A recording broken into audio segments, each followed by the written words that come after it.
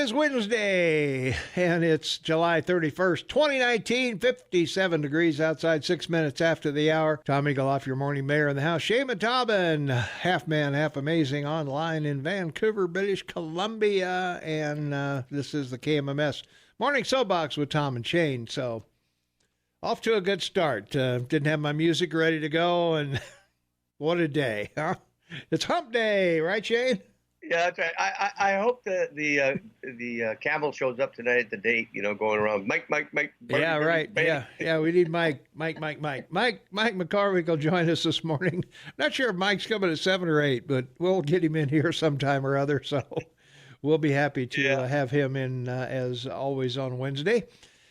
Well, what do you think of the demolition party debate last night? Well, we certainly have to talk about that in the upcoming segment. But I did what I did last time. I watched half of it and then taped the rest, and then watched it this morning before work. So that's the way to do it. I can't stay up that late. That's correct. Yeah. There you go. So I watched the other hour while I have my breakfast and whatever else. Well, before we came on, I said to you could watch the first 15 minutes of the debate, and now it was all the same. Well, yeah. Well, as I told you, they have their talking points down pretty good,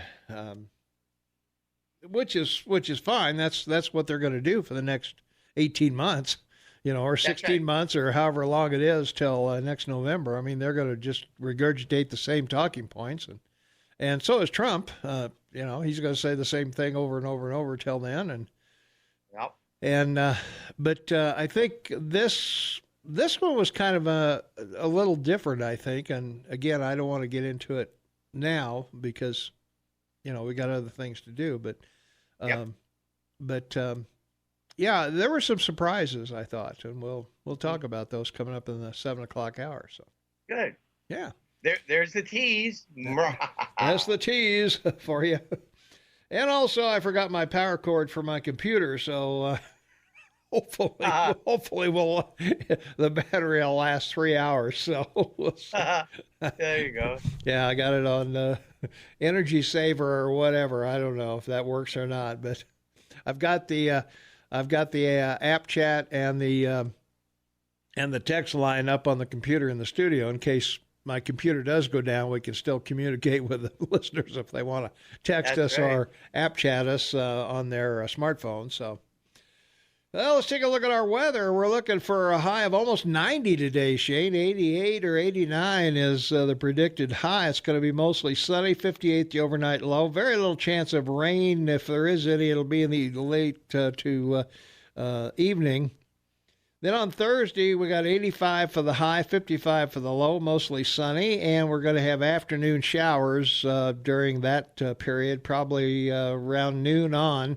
You can look for some rain around the area. And then on Friday, we're back up to 87, and we'll have rain in the afternoon there as well for your commute home. Rain will start in the mid-afternoon and continue on through the evening and until Saturday. And then it clears out for Saturday. 85 will be the high, 54 the overnight low, mostly sunny. Sunday's beautiful, 87, mostly sunny, very little chance of any precip at all. If there is any, it'll be late in the afternoon.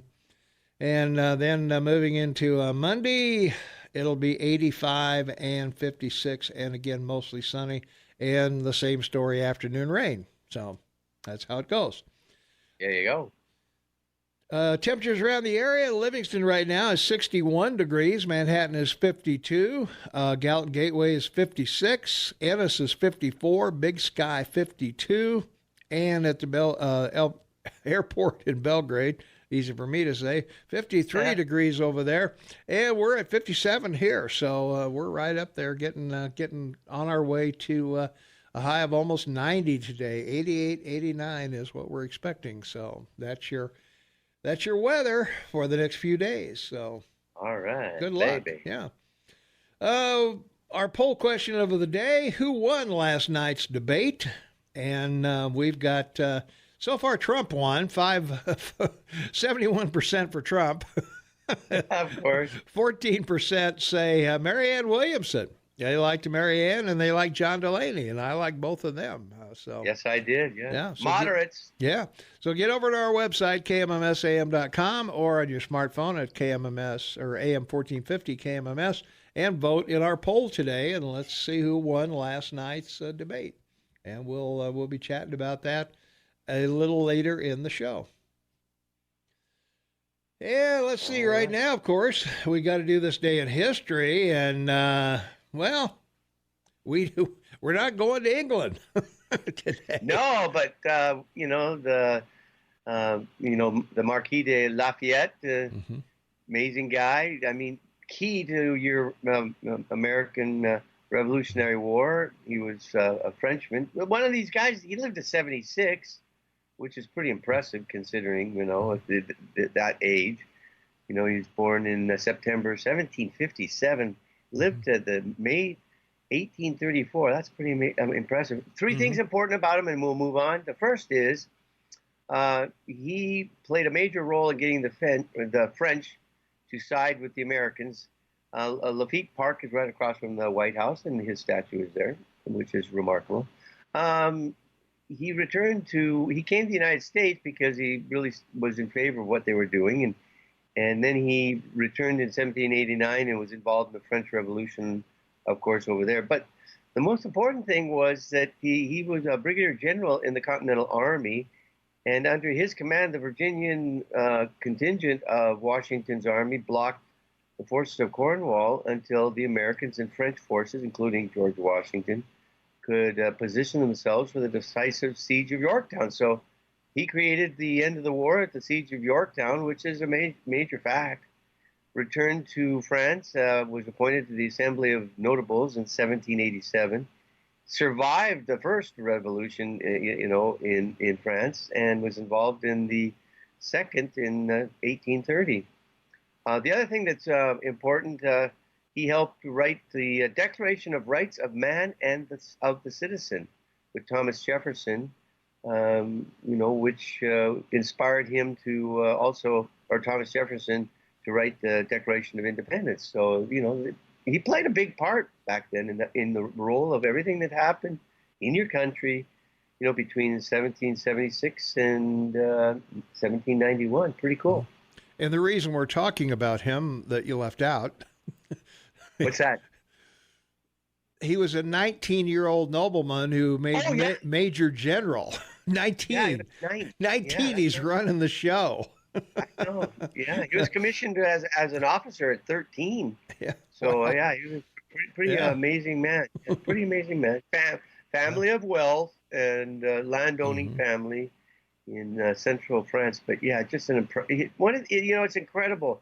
There have been moments in history where all these amazing people, men, I guess you could say, but they showed up, right? Like huge. Yeah.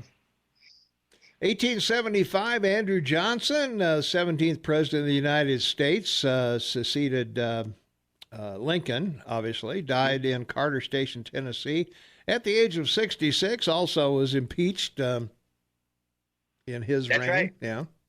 Yes, and the high crimes and misdemeanors that the Congress attempted to impeach him on was due to the Tenure of Office Act, which they passed to protect Lincoln's Secretary of State, Edmund M. Stanton, who he removed as Secretary of War, not State Secretary of War. And he replaced him with another General Lorenzo Thomas, and the Congress didn't like that, and they thought it was a crime. So didn't happen. Of course, we know that. He was impeached by the House, but the Senate wouldn't go along with it, which good for him. Yeah. Well, yeah, we haven't. I guess Nixon would have been the first one if he'd gone to trial. Would have probably been impeached. I think so. That's why convicted certainly, and resigned, knowing that his fate was pretty well sealed. Andrew Johnson, first one. Bill Clinton, the second. Again, same story with Clinton. Convicted by the House, but not by the Senate. So, correct. There we are. 1914, the New York Stock Exchange closed due to the outbreak of World War I. Trading didn't resume until December. So, quite a ways. Yeah. Quite a time to be closed, and particularly with a war going on.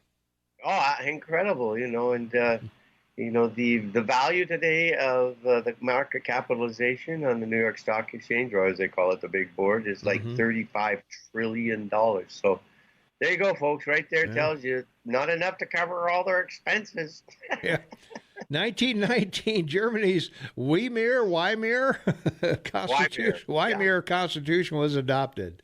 And why do we care? What the hell is the Weimar Constitution, and why do we care?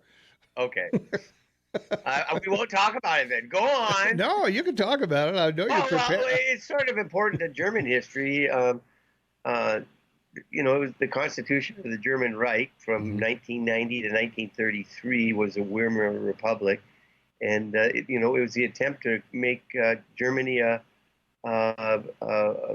democratic parliamentary republic after World War I, because it was the end of the noble houses in Europe after World War I. But we all know what happened after that. It became the Constitution of the German Empire in 1949, a basic law. So it did rise again after World War II. Okay. We got to take a break and take care of our farmers, ranchers, cab drivers, and all those fine folks that bring us stuff. So we'll be back right after news and agriculture and a couple of other things. So stay tuned. 23 minutes after the hour. It's Wednesday, July 31st, 2019, 57 degrees outside. Shane Taubman on the line. Tom Eagle, your morning mayor in the house, and Mike McCormick will join us later on this morning. And 1972 on this date, Democratic vice presidential candidate Thomas Eagleton withdrew from the ticket with George McGovern following disclosures that Eagleton had once undergone psychiatric treatment, and George McGovern is the closest thing that we have to, what do we have? Bernie Sanders and Warren. Yeah, Warren and yeah, those guys. Well, that's right. We talk about the 68 convention in Chicago where Nixon ran against Hubert Humphrey. Yeah. And then you have George McGovern in 72, which was an open convention, and he basically ended up the nominee by default. Oh. And, no one heard his speech the last night of the convention because it was like at 12 o'clock Eastern or something. Nobody was up. Yeah. Anyway, he picked, as most nominees do, their running mate, senator from Missouri.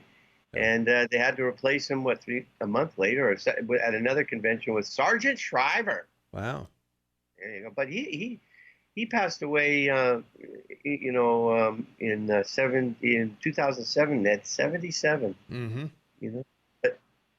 Faded into history like the guy that couldn't spell potato. Yeah, that was it. Well, Reagan just wiped not Reagan. It Nixon. Was Nixon, wiped the floor with McGovern. Yeah, it was, wow. It was not even close. Right. I'm not sure. I think McGovern won one state, his home state, I think was the only one he won. Yeah, and he was from North Dakota, right? Yeah, I think so, somewhere in there. I don't know. 1977 on this date, the Son of Sam killer claimed his last victims when he shot and killed Stacy Moskowitz, 20, and seriously wounded her date as they sat in a parked car in Brooklyn, New York. David Berkowitz was arrested less than 2 weeks later and is serving 6 sentences of 25 years to life. And they caught him with because of a parking ticket. I was just going to say that, it was all footwear with police catching him, right? Yeah. Parking. Yeah. Yep. He parked his car in the wrong spot. Got caught. Pretty. That was pretty interesting, though. It was one of those fluky things, the mistake. The cops can make thousands of mistakes, but the perpetrator can only make one. That's right. Yeah. It's very good. Good call. Good call. And it's amazing how it creates, such hysteria and panic because of the, just the way and what he was doing. It was it was a horrific serial crime. It's sad. But it's one of those wackos that. Mm-hmm.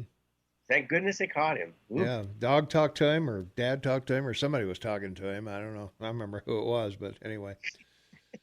1981, a 7-week strike by Major League Baseball players ended. We've had a couple of others since then, but they were pretty short-lived or threatened. But baseball's been pretty stable since then. That's right. That's right. And all sports, they've got that lock on, being the exception to the rule because of what they are in the United States as a monopoly. Right? They're monopolies, yeah. Yeah. Legal. Yeah, monopolies. legal monopolies. 1990, Nolan Ryan became the 20th Major League pitcher to win 300 games as Texas Rangers beat the Milwaukee Brewers 11-3. Another major accomplishment in the sport. Yep. One of the greatest pitchers of all time, I guess, as Yeah. far as longevity is concerned. The guy's still Oh, still throwing at 40, I think, or something like that. It's pretty remarkable. incredible. Yeah, he was right up there. 1995, Walt Disney Company acquired or agreed to acquire Capital Cities ABC Inc. for a $19 billion price tag. Yeah, and so it's not. I think of all the things that have happened with Disney, which is such a remarkable company, in that it since its founding, and as we know, but Bob Iger is that's probably one of the biggest mistakes he probably made as far as everything else that they've acquired. But $50 or $60 billion revenue last year and income of $15.5 billion. So it's a very well run company. $12.5 billion in net income in 2018. And almost $100 billion in assets now. Definitely after the acquisition of Fox. But well, I think the isn't the remake of The Lion King still in first place ticket wise or whatever. Oh yeah, has been for the last couple of weeks anyway. Yep, and Mulan is coming up. It's a live action like Lion King. Yeah. And my baby Oscar, Cora, was on that production. So she worked on that production for Disney. So that's cool. Yeah. Sure. So, all right.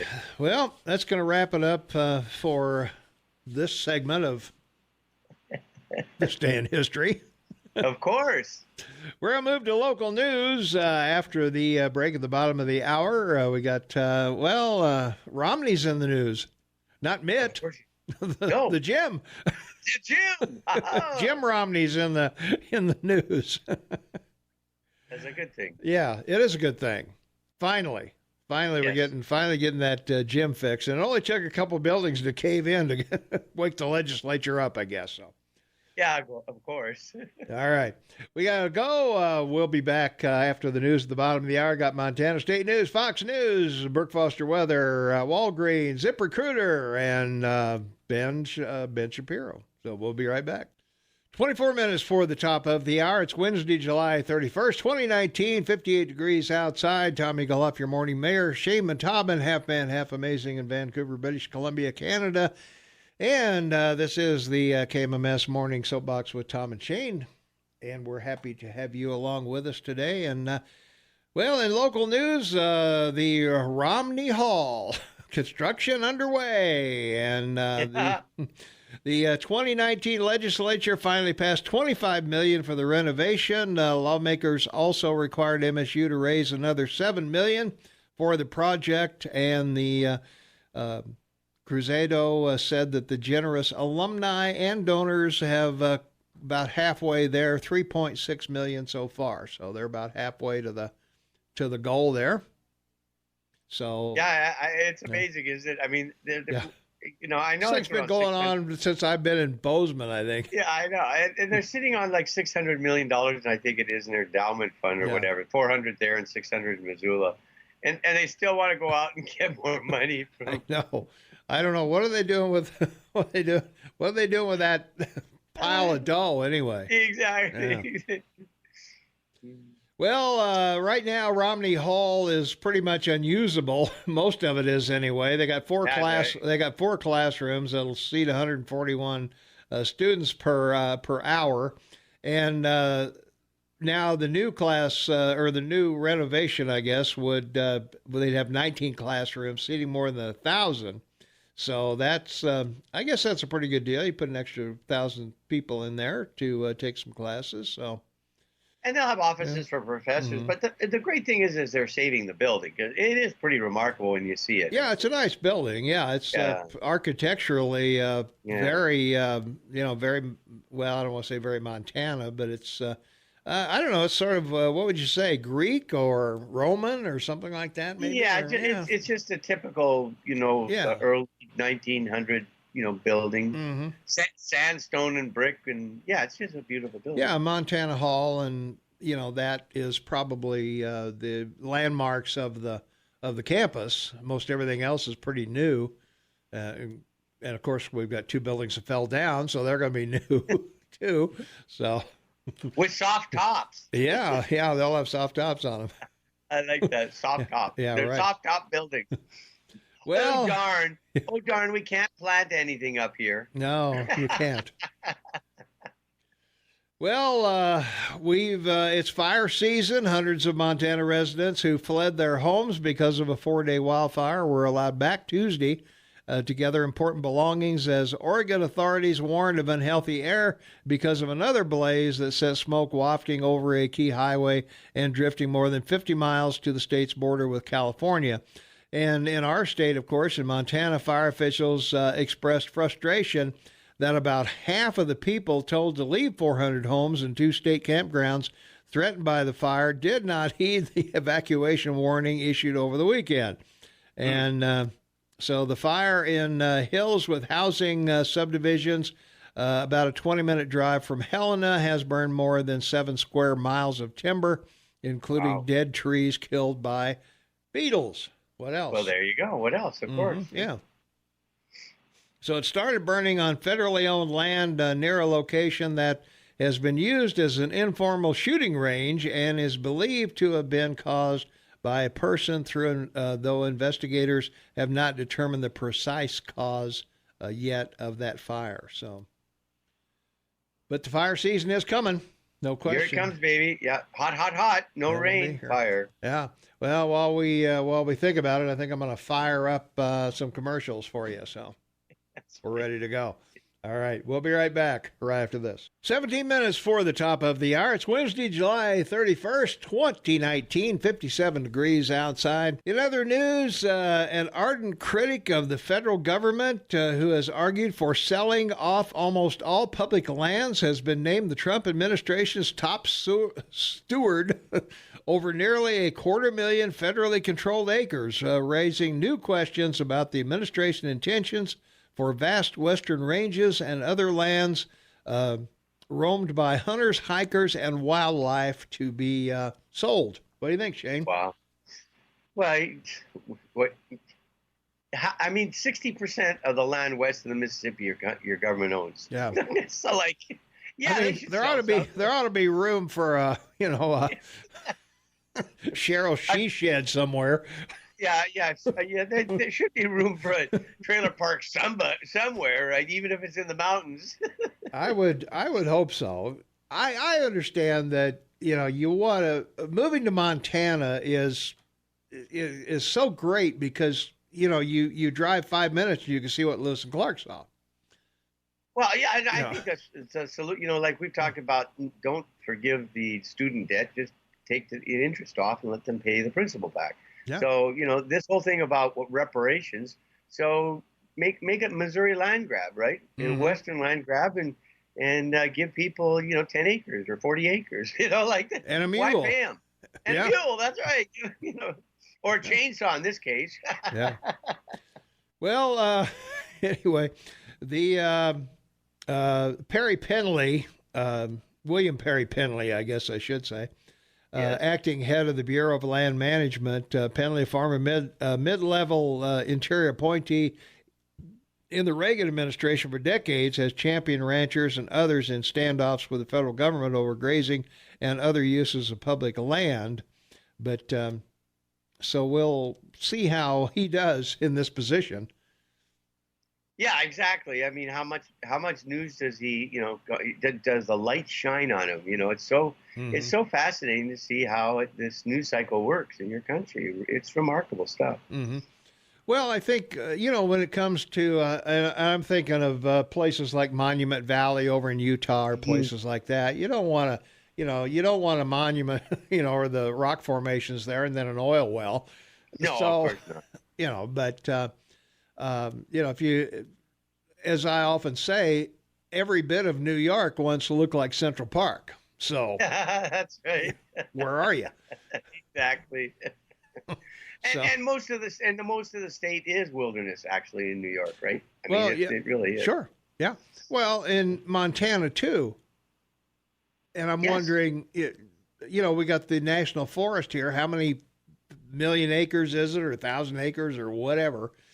Yes. You know what? You can't graze a few cattle on that land. You can't uh, build another town or drill for something or other or mine Yeah. or I mean No mining. No. we Yeah. used to be the treasure state, and that's been kind of taken away. You can't log, you can't drill, you can't mine anymore.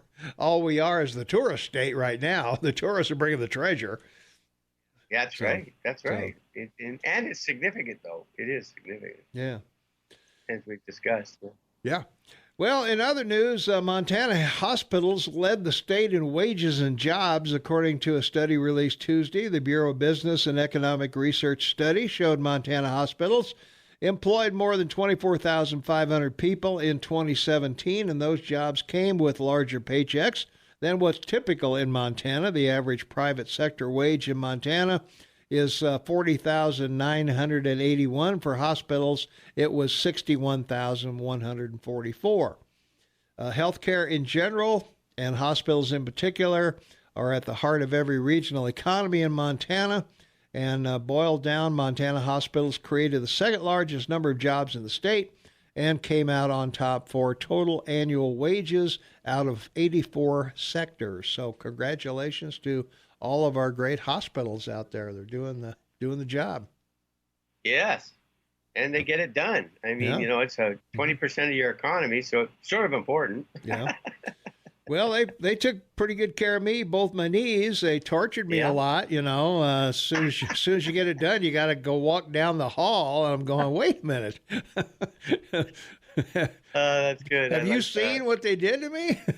Yeah, exactly. Like, look at this scar. I know. Yeah. I'm stumbling along with a walker and everything. I'm going nuts. But it was well worth it, I guess, in the long run. So. But anyway, 82% of Montana counties that fall into that statistics have a hospital, and the study estimated most account for almost 10% of the private employment base. So that's a good thing for Montana. I'm glad we have the hospital and the healthcare system that we have. Pretty remarkable. Yeah, it is pretty remarkable considering the other states in your union. Yeah. Yeah. Well, affordable housing and whatever is raising its ugly head again. Local officials are reaching out to the public for feedback on the recently released Triangle Community Plan, which outlines policies for managing growth in the area bordered by the frontage road, 19th Avenue, Huffine Lane, and Jackrabbit Lane. So that'd be west of Bozeman, obviously. Mm-hmm. And the draft plan details policies for development that limits sprawl, preserves open space, and emphasizes mixed-use construction. Policies listed in the plan include developing trails for commuters, coordinating the development of water and sewer systems, and maintaining emergency services across local government jurisdictions. And the planning Coordination Committee, which has drafted the plan, hopes it will help the people in that area. So, And another great example of local government and how they CYA. mm-hmm. They have these committees and then they do these reports, and it was like we were talking about coupons yesterday. Probably less than 5% of the public read the stuff or look at it or get involved. So that later, when they make a decision that isn't popular, they go, "But we covered all this. Right. We gave you a chance to respond. Now that we're enacting it, Where were you?" where were you when we discussed this? Yeah, exactly. From our text line 478-8298, another landmark at MSU is the Strand Union Building, where the homecoming queens are. So, good for that. Yeah, I'm not sure. Well, I don't know. The Strand's sort of architecturally, I guess. The library is pretty cool too. Yeah, couple of places up there on campus. Well, you went to school at MSU. You know what it's like there. I know. You've drug a book around that campus. Yeah, and on my drives around your country, I've made a point of stopping at other campuses. Mm-hmm. Just to get out and walk around them and see what they're like. And yeah. It's a remarkable accomplishment, the infrastructure for upper education in your country. It really is. I mean, wow, it's everywhere. Yeah. We got to take a quick break. We'll be right back right after these important words, so stay tuned. 7 minutes before the top of the hour. It's Wednesday, July 31st, 2019, 58 degrees outside, and we're looking for a high in the upper 80s, almost 90 today, 88, 89, somewhere in there. So we're looking forward to a little hot weather here. So get out there and water the grass and have a wonderful day out there, or whatever you're doing, recreating, or get out and enjoy the sunshine. It's already almost August. Tomorrow it's August, right? And it is. Baby. Then it's going to be September, and then it's going to be snow, and then it's going to be ice, and it's going to be nasty. So enjoy it while you can. And I just want to mention, because it's July 31st, Tammy's 70th birthday. So happy birthday. Happy birthday, Tammy. Yeah. Yeah. Well, we've got some challenges in the workforce. So we've got aging and shortages, Shane. The research shows that there were more 66-year-olds in Montana than 18-year-olds last year, and that trend will continue. So we've got more people eligible to be Walmart greeters than we do flippers at McDonald's. So and retiring too, yeah. So or maybe they can't retire. Who knows? Depending on their situation. Yeah, I'm still working. Not because I have to, but because I enjoy doing this. But so anyway, Montana is the oldest state in the West by median age. The Bureau's research, as I said, more 66-year-olds than 18-year-olds. And that's something to be concerned about, because the workforce, it's going to be harder to find people to work, and people with experience particularly, because we just don't have the population, and that's always been the issue here, that our population limits the number of people with expertise, and you almost have to rely on job training to bring someone at the entry level and train them to do whatever you want them to do. And if you can find them, find them, yeah, that's the other thing. That was the big topic last Friday night we had with our group, when I was talking to people individually, and Saturday at the party, was not just that it's not about not being able to train people, but just finding people to work. Sure. It's incredible. Your economy is booming, and you need people.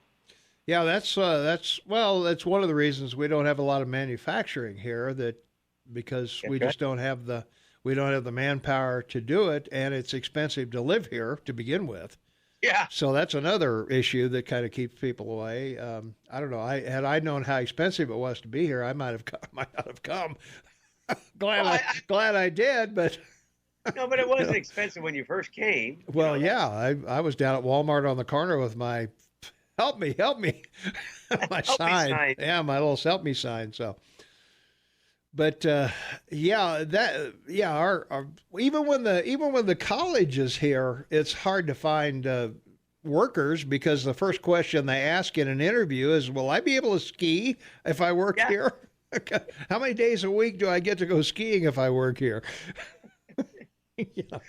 Well, and the other thing too about your college is that it's the graduates that are there that make up the largest percentage of the student body, right? Yeah. It's undergraduates are what I guess it's like 7,000, but the greater number of people are graduate students. So that's fascinating too. Hope they stay in Montana after they finish their doctorates.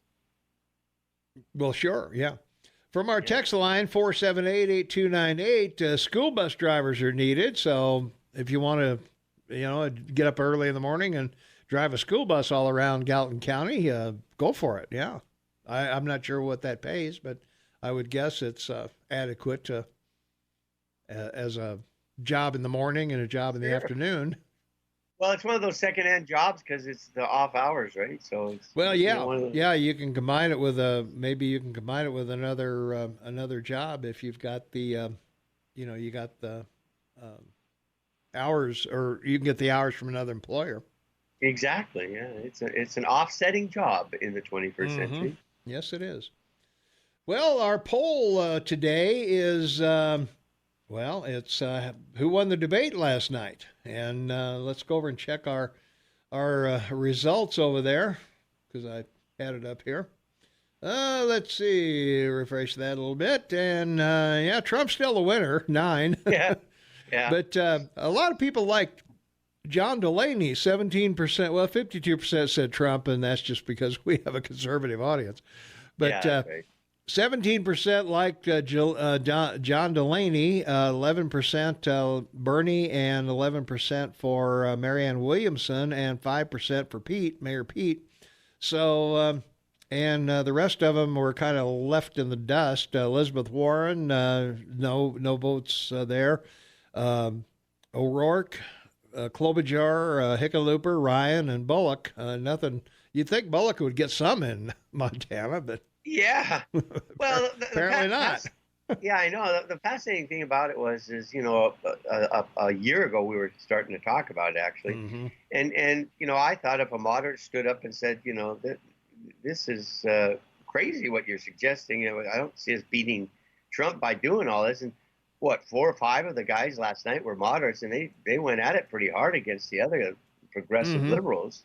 Well, particularly on the health care, we'll talk about that in our next segment when we come up. That and immigration are the two things where, I don't know, I thought they were kind of putting out bogus information, but I'll let the listeners decide on that. But yeah, exactly. Some of the things were just, I don't know, they were a little suspect.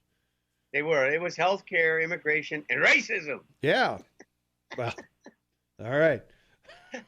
We'll be back to do all 3 of those things for you. Exactly. All right. Hey, don't forget our poll. Who won last night's debate? Get over to KMMSAM.com and click on that, or go to our app chat page, AM 1450 KMMS, our app there, and vote and see where you come down on it. All right. Coming up, we'll talk about the debate right after this. Stay tuned. Okay. 6 minutes after the hour of 7 a.m. It's Wednesday, July 31st, 2019, 58 degrees outside. We're looking for a high in the high 80s, maybe 90 today, and pretty exciting. Shane Matabin with me on the line in Vancouver, British Columbia. Half man, half amazing. Tom Eagleoff, your morning mayor in the house. This is the KMMS Morning Soapbox with Tom and Shane. And from our app chat line, you can get the app chat, of course, at AM 1450 KMMS on your smartphone from our app chat line. It's also my son's birthday, 30 years old. I'm listening in Oxford, Massachusetts. So there you pretty go. Good. Huh? Happy birthday, Eagle Man's boy. That's fantastic. Congratulations. Yeah. Yeah, that's from Bruce, and we appreciate you listening to us, Bruce, taking us along with the app phone, or phone app, I should say, wherever you're going. We really appreciate you checking in with us. Also, from our text line, you say there were 4 or 5 moderates last night. Moderate as opposed to what? Well, I think Shane said there were some moderates there last night. But there certainly were, and by moderate as opposed to what? Opposed to Bernie Sanders and Elizabeth Warren and I would say O'Rourke and Pete. Pete Buttigieg. Yeah, the rational people on the dais would be let's see, Marianne Williamson and. Let's see, Hickenlooper certainly, and Ryan and Bullock, I think, would be the moderates and Delaney. And Delaney, absolutely. Yeah. He was probably the most moderate of all. I would say. And, I just a couple of observations real quick. First one, the denial that the Democrats hold is remarkable because of, the North American Free Trade Agreement, and then they started to talk about the TPPA or the whatever, Trans-Pacific Partnership, TPP. Yeah. TPP. And and the amazing thing is that they all talk about jobs and how they got to work with the middle class and get these jobs back, but they're all responsible for those jobs having been gone. Mm-hmm. You know what I mean? They really are. And Bernie talks about 5 miles away from here is a country called Canada, and you don't have to pay for anything. And again, the context of how he's using that is so wrong. Mm-hmm. Because, unless you listen to our show and have the opportunity for people to talk to you and me, people don't really understand the Canadian medical system in regards to what they're trying to suggest. The other thing that I found fascinating was their denial about this whole thing is about insurance. It's not about medical care. Yeah. And, the only one that fought back about that was Warren, because she's right, $65 billion in profits for the insurance and just medical, medical insurance last year. That's pretty big money. And when you consider how big that, healthcare in your country is, I mean, it's 20% of your economy, 16 to 20%. Yeah. So those are the things that I found fascinating. They tried to get in the weeds, like Ryan and Bullock and Delaney, and they wanted to be more specific about things. But the final thing I wanted to make an observation about was it got out of control. Because none of them would answer the questions asked of them. They went right to a typical. Yeah, you go to your talking points. Yeah. Yeah. Yeah. Do you like dogs? I do if there's chocolate ice cream nearby. Deny the premise. Yeah, deny the premise of the question asked you and go to talking points. And I don't think that works well with people. It's not because some of the questions they asked were very good. I thought so. It wasn't a full night of softball questions, and they pitted each other one against the other too. So and so said this. So, what do you is that right, or do you want this, or do you want that? And from our text line, there were no moderates in last night's debate. There were just a few who want to implement radical leftist plans a little slower than the others. That may be true. Yeah. I'd have to go along with that. That's right. I guess that's what makes them moderate. They're not as fast as the other ones are. Yeah, and of course there was no voting last night. No hands. They were pretty adamant they're not going to put any hands up because that hurt everybody in the first debate. Yeah, I just real quick observation. As a Canadian, I found it disparaging that Mayor de Blasio and a couple others didn't put their hand over their heart for the pledge. Well, Ryan was the only one that did that. Everybody else put their hand over their heart. Yeah, and very few of them were singing your national anthem as it was played. Which I just think those are the small things that people notice. People notice that. Yeah, the thing I noticed most of all, I think. Nobody kneeled when the national anthem was played. That was the first thing I noticed. I was expecting kneeling from that, and did you really? Yeah. Oh yeah. I thought O'Rourke would go down on one knee, and wow. But I thought it was very odd that CNN felt the need to bring the color guard in and sing the national anthem, and everybody stand up. No, they might as well have said no kneeling. That's right. And I don't know if anybody sat in the seats or not, but they're certainly not going to show it on CNN if people refuse to stand up. But I don't know. Everybody in there said, "Oh, gee, we've got to be patriotic because we've been beat up because we're not flag wavers, or we're not wrapping ourselves in the flag every 10 seconds." So, but I thought it was a little overdone, with the marching in, the silent, the bang, bang, bang of the. Their feet drum, and their feet and the drum and everything, and then the screeching national anthem by the choir, was pretty. I don't know. I had mixed feelings about that. I thought part of it was good, but I thought, I don't know. I thought my wife goes crazy when you deviate from the melody of the national anthem. When you start singing, like you're a pop singer or something. Yeah, she just goes nuts when that. Yeah, she just doesn't like that at all. I mean, it's a traditional song; it should be sung correctly, and But I don't know the some of the high notes and whatever were a little unnecessary, and some of the wavering tempo. Whatever. Well, and it's fascinating the impact CNN has now. After tonight, the next debates are in September. Yep. And the qualifications have been tightened again by CNN, which I think is sort of strange, but I guess that's the deal. I think it's going to still come down to Biden, Bernie, Harris, and Warren, don't you? Those are going to be by the end of the year, because Harris, because the Iowa caucus is in February, so September, and maybe they'll I haven't looked at the schedule, but I think it's September and then December or November. Yeah. And we'll see. But it's going to be interesting because several of these people will be gone. Right? Yeah. Well, I think the money will dry up for a lot of these folks because they're relying on donations. Obviously, they're not financing their own campaigns. It'll depend on who stays and who goes. I think the field will probably be whittled in half. I think we'll have 10 by September, and I don't know exactly who those will be, but I would, if I had to guess, I would say O'Rourke will be gone. Hickenlooper, Ryan, and Bullock will be gone. And Delaney. Yeah. I don't know. Delaney might make it. Yeah. I think he resonates with Bernie and Warren have got the left fringe wrapped up. The right. AOC fans are all for Bernie and they're all for Warren. I think Delaney and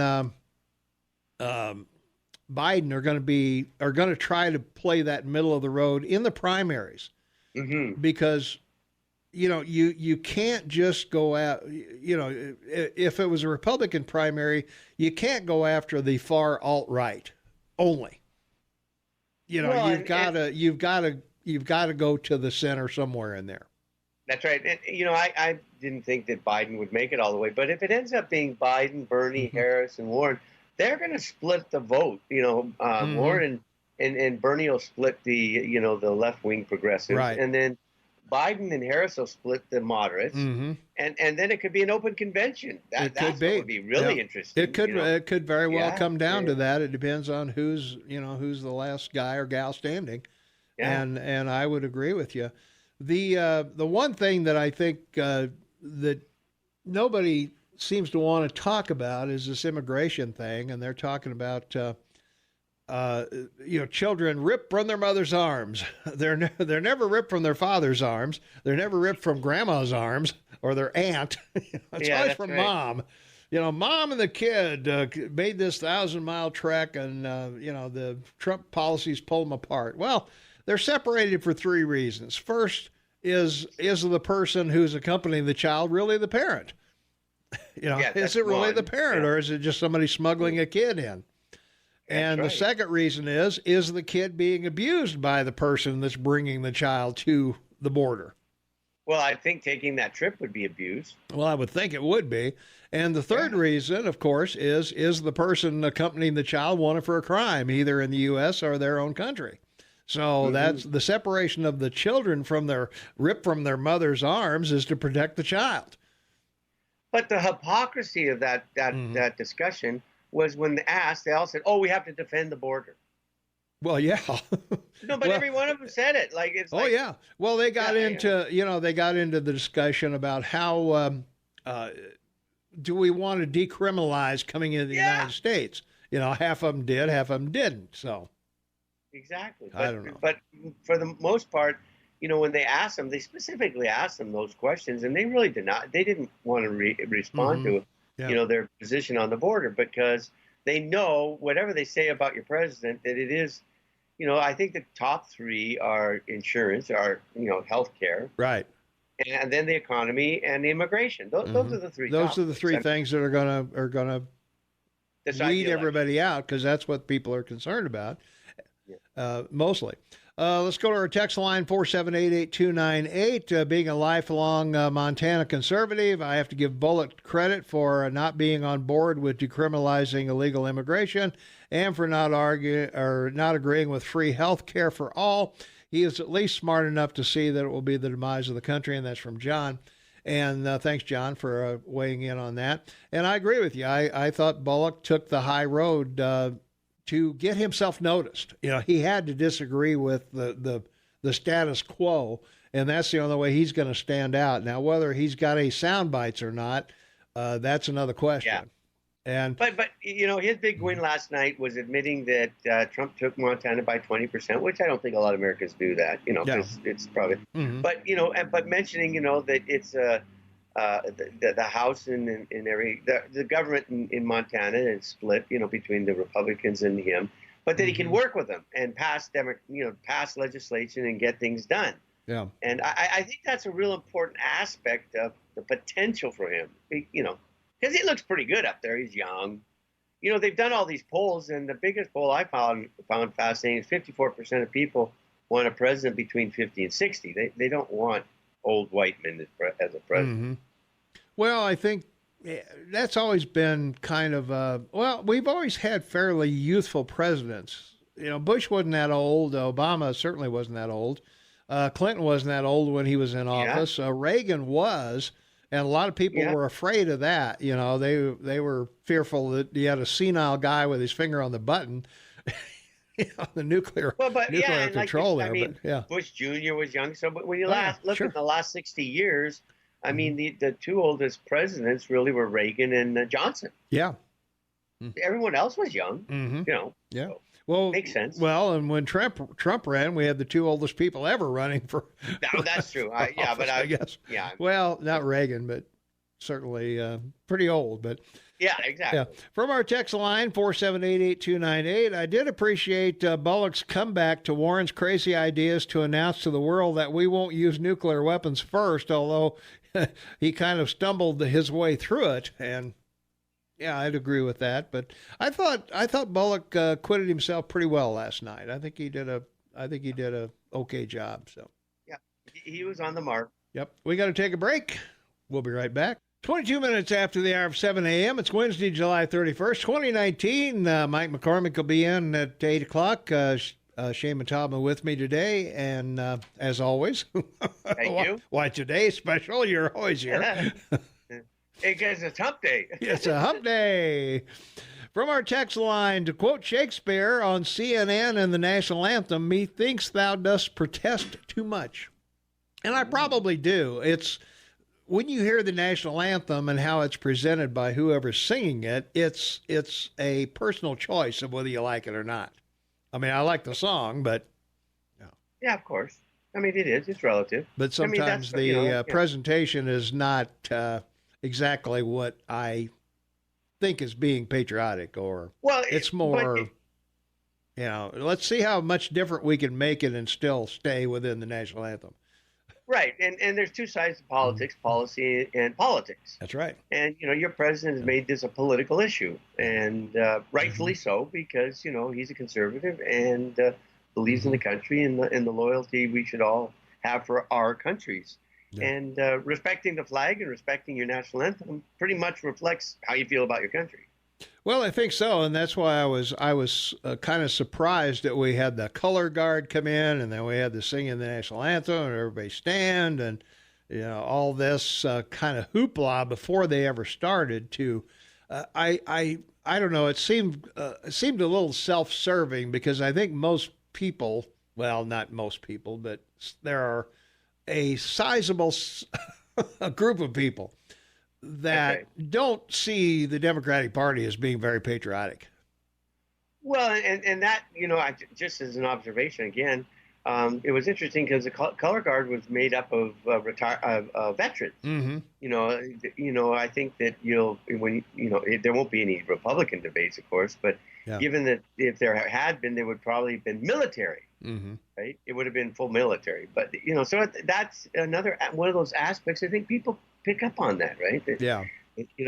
They'll reflect and recognize veterans, but they're not big on wanting to recognize the military. But of course, they're the ones that have made the biggest use of it. Those Democrats, we've talked about it, right? Yeah.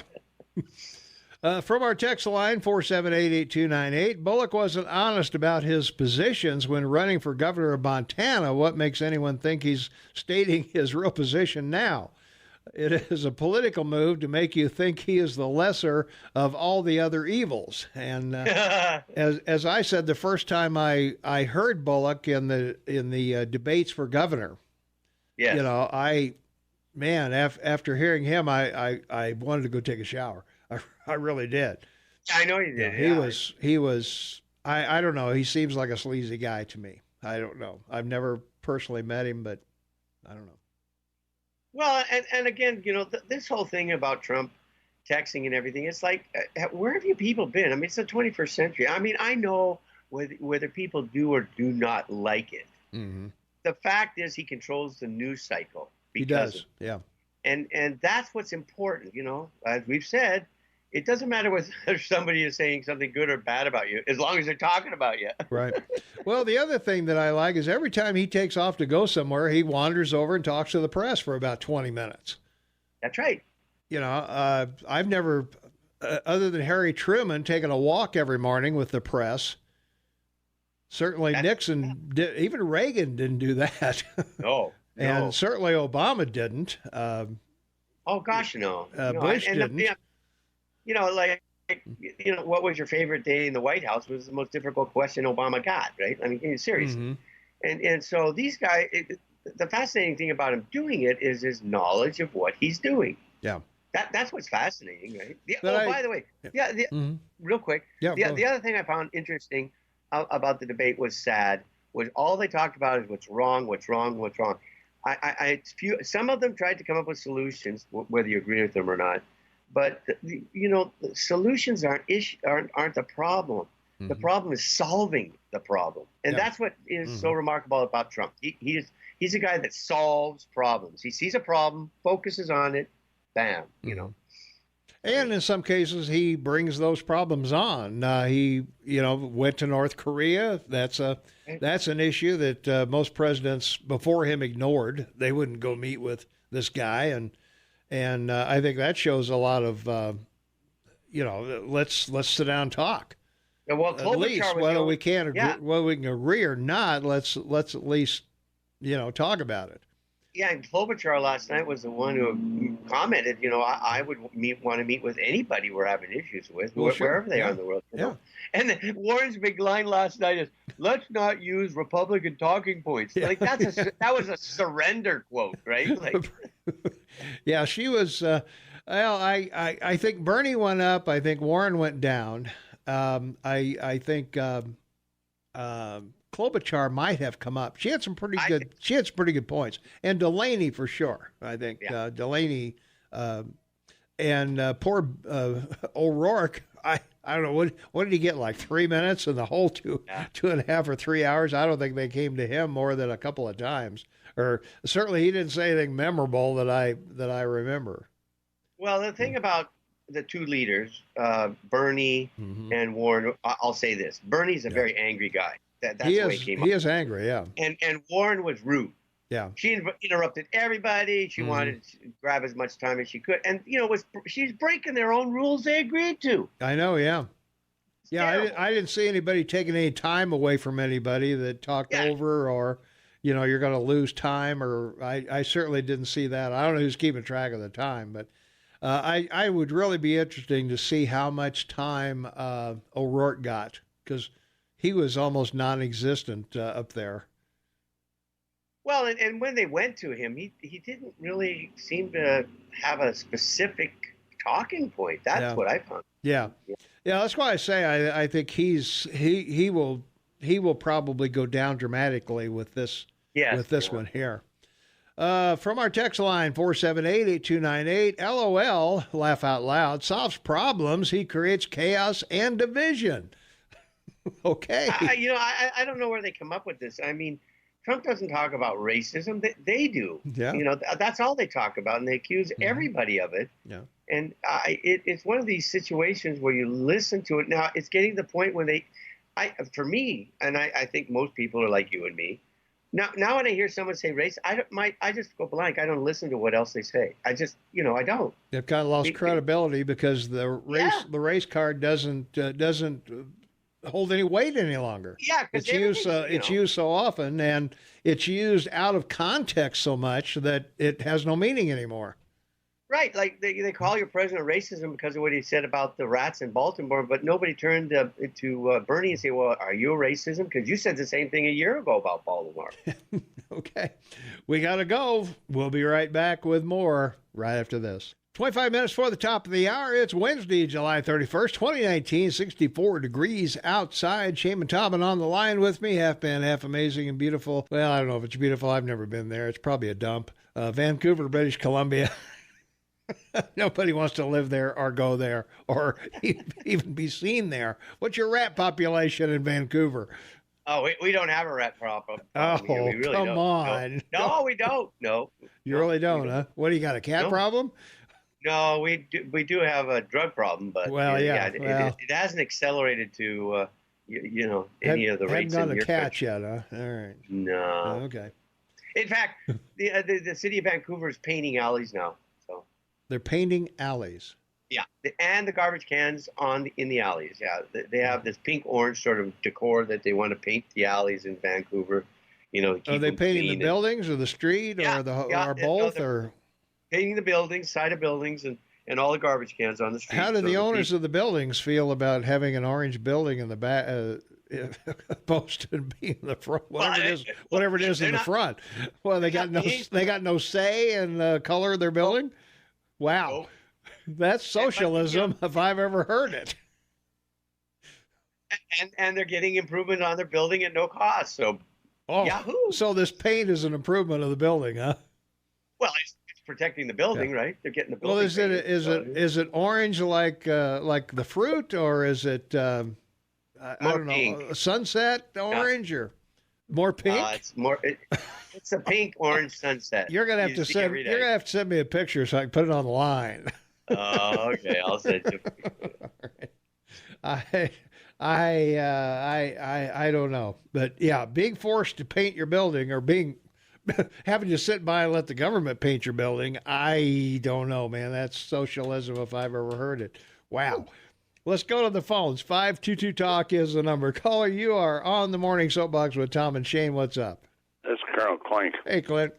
Good morning, good sir. What do you know there, Shane?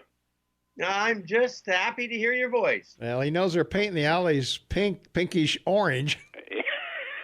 What do you think about that? Would you've got rental property. Would you like the government to come in and say, Clint, you got to paint the back of this thing pink? No, we're going to paint the back of it. Well, Bozeman tried to do that with Jennifer Smith Mitchell. That's true, yeah. Did they? Yeah, for those who don't remember, Jennifer Smith Mitchell was a county commissioner at one time, and she put a roof on her garage or on her house or something, and the design police said, "Oh no, you can't do that. That's right. No way. We're not going to sign off on that. You didn't even ask us." Well, Don't make me laugh. I'll start coughing. Don't do that to me. I think she come out on top on that. But anyway, I called about. Yeah, she eventually won. Yeah. Yeah, I called about something that's kind of important, I think, to the whole world. Mm-hmm. Okay. And that's North Korea. It is, isn't it?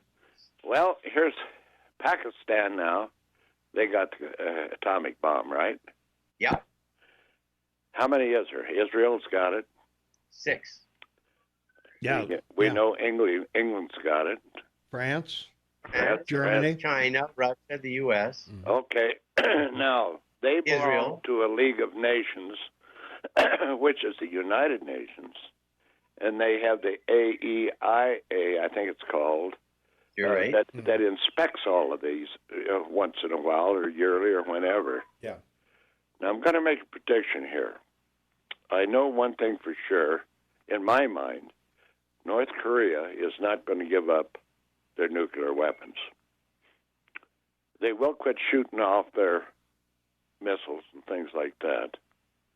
And the only way Trump is going to be able to settle the score there, and I think it'll be good, is he will invite North Korea to join the United Nations and with the inspections and everything, and he'll become part of the rest of the people that have the nuclear weapon. Now, if he doesn't do that, then you're going to have war, maybe.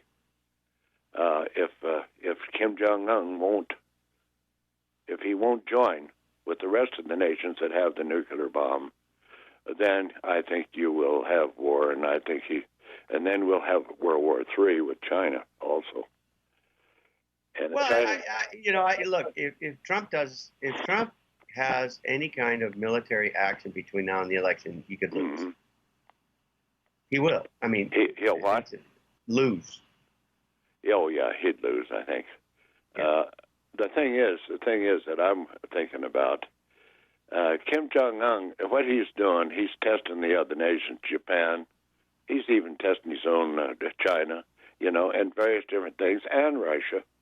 But I do think that in the end, I think Trump will agree, not try to disarm him, because that's not going to happen. There's no way in hell that he's going to give them up. Clinton, Tom's the one that got this right 5 years ago. Look, everything that South Korea is doing is Chinese. Those are Chinese rockets. It's all, this is the Chinese doing it to get around the ban treaty that they've been part of. Number one. Number two, China's going to have more impact on your election than even Russia wish they could have. That's right. I agree with that. They already own Biden, and they're going to try and do something to affect the U.S. economy because they don't want to have to deal with Trump because he's strong-arming them on this trade agreement. So I know that. Yeah. This whole thing in South Korea is an effort by Xi, Trump's good friend, to create a military engagement. I mean, that's what he's trying to do. It's no different than the Democrats wanting the U.S. to go to war with Russia, right? South Korea won't go to war with North Korea without us. No. And we're an ally. But the thing is, what it's going to wind up in the end is that he's going to become in part of the League of Nations of the atomic powers of the world. He's going to have to. He's not going to disarm. I know that, and everybody else knows that. And it's just a talking point with the Democrats and the Republicans. But I think Trump's on the right path. If he can get him to do that and lift some of the sanctions, I think then we'll have a little bit of peace. But if you remember correctly, Japan terrorized North Korea. What they did to those people was just unbelievable. Mm-hmm. And what they did to China, also Japan did. And China hasn't forgot about this. Now, having said all what I've said, I don't think neither Democrat nor Republican, they won't sit down at a table in Congress and try to discuss the various things that the American people need and the world need. They have to fight amongst themselves. So we get not a damn thing done. Mm-hmm. You know what I'm saying? I mean, it's got to change. Yeah. Well, they're just becoming more and more bigots. They're intolerant of any other point of view. That's right. I mean, it's real simple. It's simple as hell, and the American people see it. Most of us, older people see it. The younger, maybe not so much, but the older people see it. And we've gone through so much of this, Clint, and I really think, I was thinking about it the other night after our little get together on Friday night and looking at the people that came to it and everything, and I'm thinking one of the advantages of being able to do something like this, like be on the radio, on talk radio, is I lived through the Reagan recession. So did I. I lived through the boom of the 50s. I lived through the .com bubble bust and the Cuban Missile Crisis. Yeah, the Cuban Missile Crisis, and we've lived through all these things, and that gives us a perspective that younger voters don't have. The one great thing that you and I have together, Tom, is this. We've both been to war. Mm-hmm. We both know what it does to the human being. Sure. You know what I'm saying? Sure. We never talk about it, and I don't like to talk about it either. But I don't talk about it very often. No, I hate to talk about it. But anyway, it's something that the younger people haven't really don't know what the hell's going on that way until it happens. Yeah, kids going into high school now weren't alive when 9/11 happened. That's right. They don't even know what it is, a lot of them. Yeah, that's true. And World War II and World War I. There's no good history being taught. But what I wanted to finish saying this morning was let us hope and pray that our president is reelected. And let us hope and pray that when North Korea, that he gets them into the United Nations and he's being able to be inspected by our various different entities. Sure. Let's hope that happens, and let's hope that we can relax some of the sanctions on him And for God's sakes, let's take care of the United States and the North American continent and quit being the policemen of the world. And that's all I got to say. There you go, man. All right. Thanks for the call.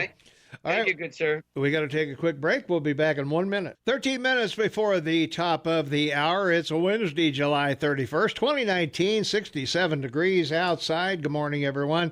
Tom Eaglehoff, your morning mayor. Shane Matomman, half man, half amazing, on the line with me from Vancouver, British Columbia. Welcome to the KMMS Morning Soapbox with Tom and Shane. Back to our text line, 478-8298. Trump's division of our nation. How many friends or family do you have that you can't talk politics anymore? Well, I would say you probably can't talk politics with a liberal because you'll be called a racist after about 20 seconds of trying to make any facts. Dan Coates is gone. How many of I only hire the best remain that aren't relatives? Well, everybody in the cabinet is not related to the president. So there you are. Trump has given North Korea everything they wanted, a seat at the grown-up table. Well, you got to communicate with them. I don't think he's given them a seat at any table yet, but relationships with North Korea have to be done if you're going to relate to China, because 100%. Yeah, you gotta talk to both of them, or otherwise, China.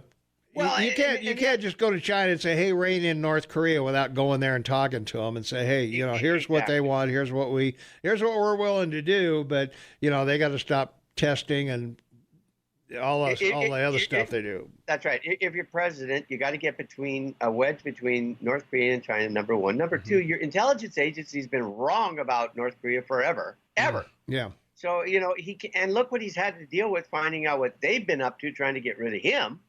So, I mean, he can't depend on the intelligence agencies in his country. So he sort of has to, deal with this in a more practical manner. And, and the guy wants to solve the problem. He doesn't want to create a problem. Come on. Talking about Trump meeting with the press every time he leaves the White House, he'll wander over and talk to him. From our text line, 478-8298, Obama just snuck out the back door to smoke. And have a beer. Yeah, right. Whatever.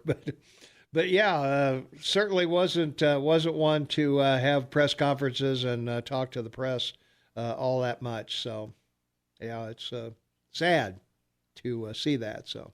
Well, it is because the traditional process every day was to have the spokesman for the president have a news conference or let the media know what's going on. Yeah. But they abused that privilege so bad and abused his people that he was smart. He said, "Oh, it's the 21st century. I can deal this on my own. I can deal with this. I don't need to have somebody abused. I'll just let them take me on. I'm happy." He likes it. I'm sure he enjoys it. Well, he does. And as you pointed out with the tweets and everything, whether you like him or not, he does control the media. He controls the narrative because they're going to talk about his tweets every day. And, somebody's keeping a running tally of the lies, or 10,000 lies so far. So it's, I don't know how many we've told, Shane, but good calling on that, because you know what? If they didn't talk about his tweets, he probably wouldn't do them. Well, that's true. Yeah. Why bother? Yeah. Right, I'll go somewhere else. And so, it's his way to capture the media that won't talk about him in a positive way. So There you go. Yeah. Let's take a phone call. 522-TALK is the number. Calling you on the air. What's going on? Hey, I just want to make a comment about what Shane was leading to. The problem, I think the problem is, and I notice this every day, if somebody has a problem and you give them you just go, "Hey, here's what you should do when your problem is done with, or at least it's getting better, and you can keep working on it till it gets better." People don't want to hear that. People do not like going to solution. They either have to figure out all by themselves, or they just stay stuck in their same problem. Mm-hmm. And I don't know what you've noticed, Shane. I'd kind of like to hear from you about that, because, they want to stay stuck in their issue. And I think this whole thing with Baltimore is a perfect example. yes, he probably brought it up because of the way the congressman from the district, which I won't mention. But the point is that these are issues to deal with, and now they're becoming, like a national issue when you have the rat population in these urban centers in your country. It's a scary problem, and it falls back on the responsibility of the people that run those cities. And why not bring it up? He should go to Baltimore. Let's sit down and talk. And going to the solution is the fact is he'll take an issue that's been on the back burner and go, and he knows it's going to affect the other issues or things of the same kind of deal, and he'll bring it to the forefront. And he'll go, well, number one, this isn't the real problem. This ain't going to fix the United States, but here is here's a solution that's going to lead you down that path. And if you want to stay on the road, you can't deviate from staying out a solution. You got to pick and choose, and you got to work on these little things. And Trump's bringing up stuff that should have been brought up years ago, hundreds of years ago. He's trying to figure a way for us to do it. Yeah. Hey, thanks for the call. I got to take a break, but I appreciate it. Yeah, thanks a lot. Shane, we got a caller waiting on the line, so if you could take care of those fine folks, we'll be right back in 2 minutes. 5 minutes for the top of the hour. We've had a caller waiting on the line. Caller, you are on the air. What's going on? Hi, Tom. Hey, what's up? Kind of noise out here. Okay, you hear me? I hear you fine. What's going on? Okay. Well, I'm having a thought that the political rhetoric out of the media, particularly in this country, has got to affect our ability to deal with China, North Korea, Russia, and Iran, because if you just listen to it in this country, let alone some other country, you think, why deal with Trump when he's trying to put the heat on us to get us to do something that we don't really want to do?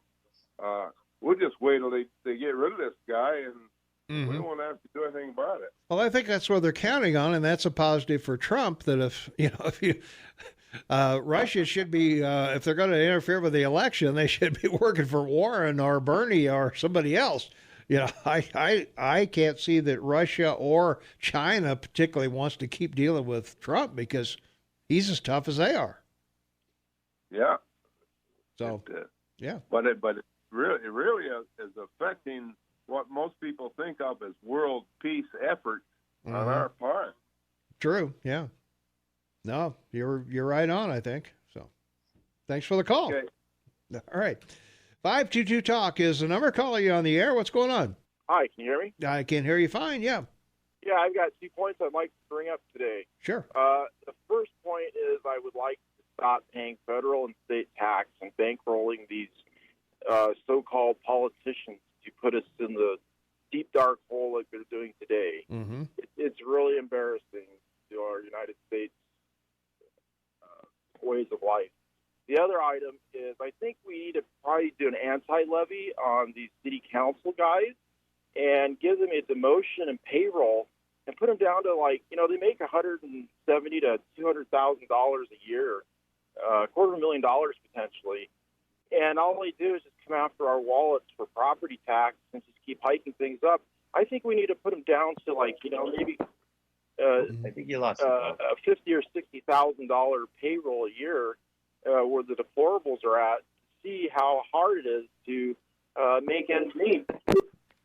Yeah, no, I would agree with you. We elect them, we send them there. They work 109 days a year or something like that. It's not very good. Well, those are my topics. All right. Hey, thanks for the call. Appreciate it. Yep. Thanks for listening. Yeah. One of the things I wanted to say about Baltimore, Shane, was obviously Cummings and Trump got into it back and forth between the two of them, and yeah, I got your phone. I got it, man. You can still talk though. I know. I'm listening to your question. Okay. Observation. Yeah, I'm just trying to communicate with fingers here. I okay? understand. Yeah. Shane's phone drops the call every once in a while. Shane's got to have his phone on to hear the callers. So for some reason our Skype doesn't work that way. So he's hearing us on the streaming portion of KMMS, I guess, or whatever. Yep. So, but anyway, I'm thinking of this Cummings and Trump goes after Baltimore, and we get the rat situation and everything. So what does that set up? It sets up Ben Carson to go out and talk about opportunity zones. And he's that's from Baltimore. And in Baltimore, and that's the deal. So all you got to do is point here, like you say, he's a problem solver. Okay, Baltimore's got a rat infestation, so I'm going to send Ben over there to take care of that. So yeah, and you have to figure the people at the White House looked at the video from the mayor of Baltimore and from Bernie a year ago, right? And they go, well, this should be easy. I mean, they can't accuse me of being a racist if I make this comment. But of course they do. Of course they do, yeah. Well, because it's Cummings. But then they forgot there's video of both of them saying the same thing. Like, well, these people are. That's the problem. But how many people are going to see the video? That's the issue. That's true. So, all right, we got to go. Mike McCormick will be in, hopefully, and we'll be back after this. All right, welcome back, everyone. It's 6 minutes after the hour of 8 a.m. Mike McCormick's in the house. Wednesday, July 31st, 2019, 69 degrees outside. We're looking for a high of close to 90 today. We got a caller waiting on the line, so let's take a call. You are on the air. What's going on? All right. You were talking about North Korea when the real problem is Hong Kong. China is massing troops on the border with Hong Kong right now to suppress those ongoing demonstrators riots. Yeah. Mm-hmm. So what is Trump going to do? Is he going to sit on his hands if there's a Tiananmen Square in Hong Kong? Well, he probably will because it's none of his business. I mean, he didn't do anything in Paris when everybody took to the streets in Paris. Now, of course, you got a different country here with its dictatorship versus a free society. I think Hong Kong would like to become a city-state like Singapore. Oh, I think so too. Yeah. Whether or not they can do that or not, that would be the issue. Yeah. And as we were talking, I was talking with Shane, it's Hong Kong, Macau, and Taiwan all want their independence. They don't want to be part of China. Well, neither does Tibet. I don't, like I was saying, I don't blame North Korea for wanting nuclear weapons. I think after Gaddafi, nuclear weapons are the only way you can make sure you're not going to get sodomized by a bayonet. Yeah, that may be. So, all right. Hey, thanks for the call. Okay. All right.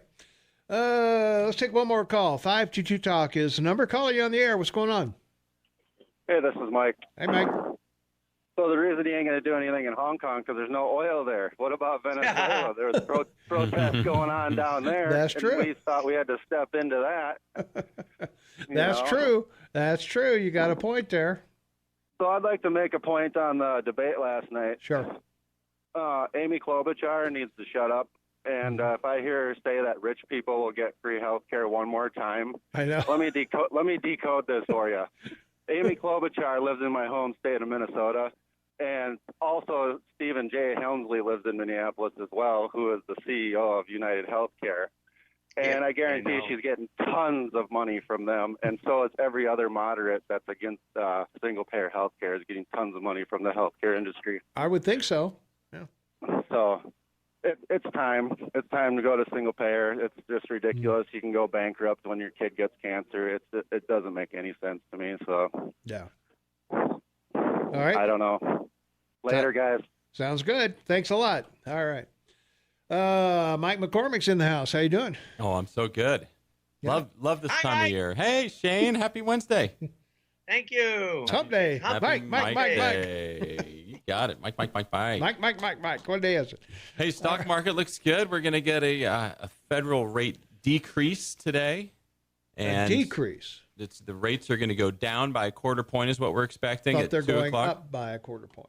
No, sir. Why would they go down?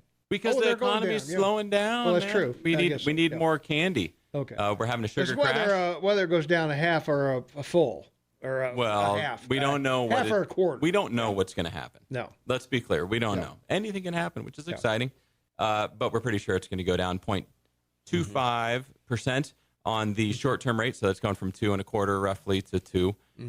This is going to mean not a whole lot, except for if you got a CD recently at a local bank for one of their 13-month special deals, those might go away. And the Fed could actually decrease. I think there's a small chance that they could drop it down 2/4 points for a half point, because there's a lot of data that says, if you want to avert a slowdown in the economy and you want to do it using interest rates, more sooner is better than little over a period of time. True. Yeah. Yeah.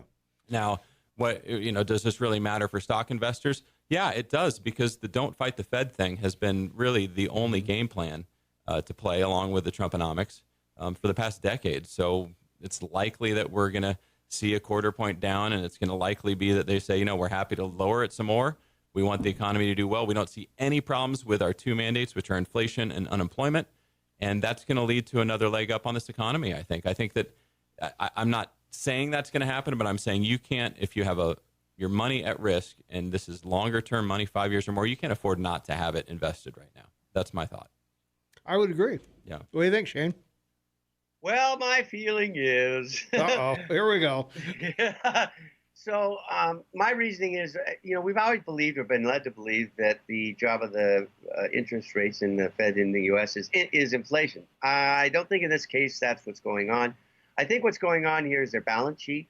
Their balance sheet got to $4.4 trillion in 2015, down to $3.7 trillion as of July of this year, which I think that, they're looking at the situation in the market where the market is moving their position out, particularly the debt they're holding of U.S. debt, because so much money's coming here.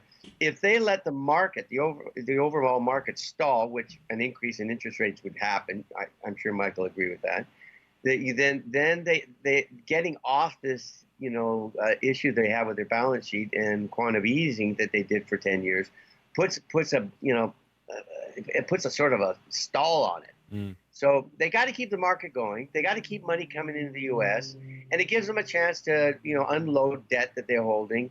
And so they're sort of stuck. They're stuck between a rock and a hard place because inflation's going to come. You know this, Mike. I mean, with wages increasing, with wages increasing, that's the first sign of inflation. So we've all seen this book before.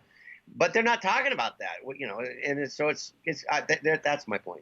This is about the debt the Fed's holding, and they don't want the market to tip, because if they raise interest rates, the market will go down.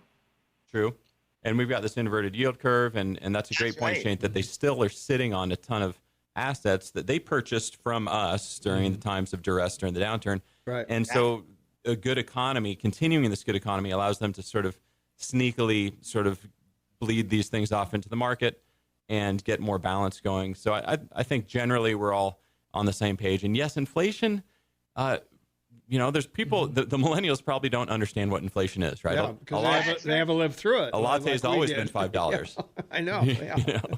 Yeah. iPhones are the same price as they were when they started coming out. And they just do 10 times more things. Right. But yes, I'm looking at it.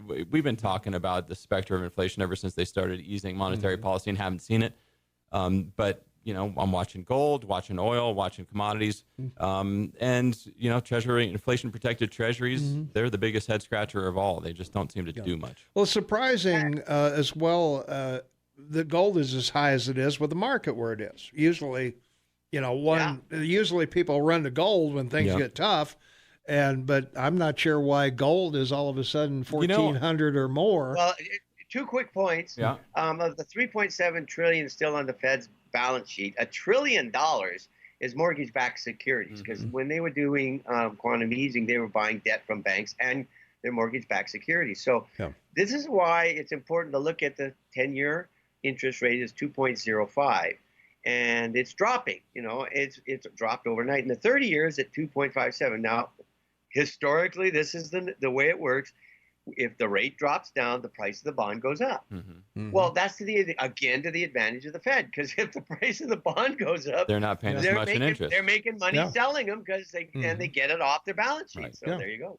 Well, it would also seem that if the interest rates on the bonds go up, that would attract more buyers. If the rate goes down, that would attract fewer buyers. That's well said, Tom. That's the hard part about understanding. Usually you want to buy low, sell high, and interest rates it can be the opposite when you're holding bonds. So it gets confusing. Yeah. That's why it's so crazy, because if interest rates go up, the price of the bonds go down. Right. Yeah. How amazing is that? Yeah. Yeah. Well, it's to attract money to that bond. It's all an auction. Yeah, I mean, it's just like anything else. So I'm gonna address the the bond interest rates going down and the gold idea at the same time. Wow. And I think that this is a simplistic answer, but everybody's scratching their head on where this economy is going to go. Everybody's a bit concerned that it can't be as good as the past 10 years. So what do? Well, you look for areas of undervalue. You look to diversify. So gold hasn't done anything in the past decade. We do have wage increases.